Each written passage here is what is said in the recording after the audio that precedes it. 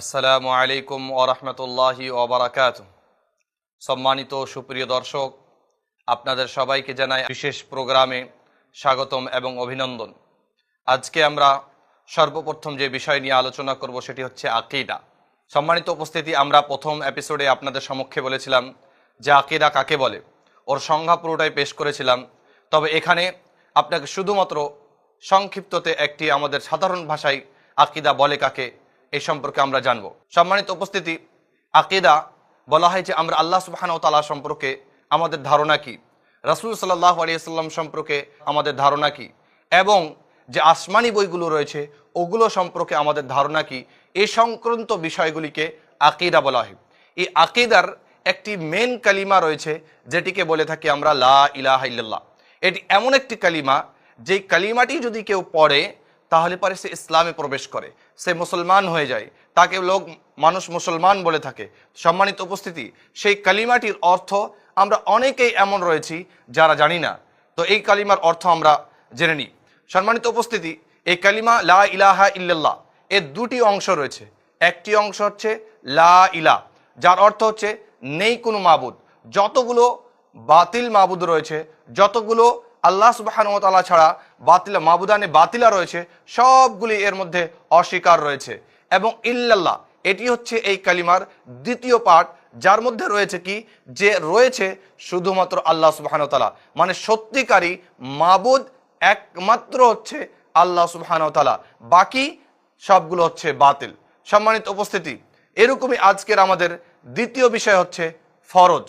ফরজগুলির মধ্যে থেকে একটি ফরজে কিফায়া হচ্ছে দাওয়াতু ইলাল্লাহ, আল্লাহ সুবহানাহু ওয়া তাআলার দিকে ডাকা।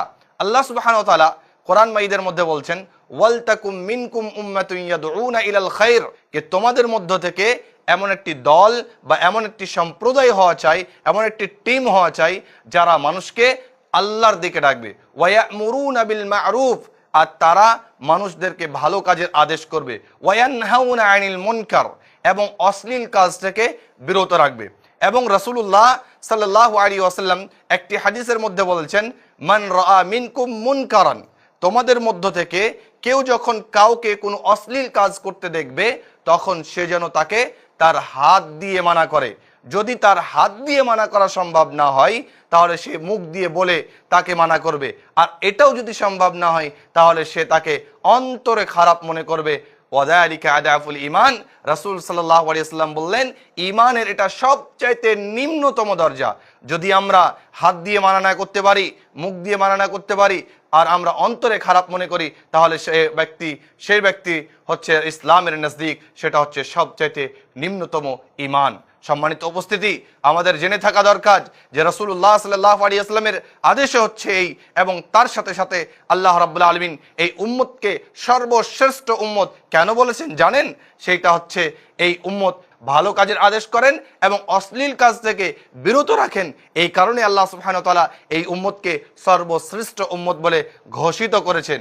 সম্মানিত উপস্থিতি, আজকের আমাদের তৃতীয় বিষয় হচ্ছে গুরুত্বপূর্ণ ওয়াজিফা। গুরুত্বপূর্ণ ওয়াজিফা বলতে গেলে কি? গুরুত্বপূর্ণ ওয়াজিফা বলতে গেলে যেই দোয়া, জিক্র, আজকার যদি আমরা করি তাহলে পরে আমাদের মন তৃপ্তি পায়, আমাদের মন শান্তি হয়, এবং তার সাথে সাথে আমরা আল্লাহ সুবহানাহু ওয়া তাআলার পার্শ্ববর্তী হতে পারি, এবং তার সাথে সাথে আমরা গুনাহ থেকে বাঁচতে পারি।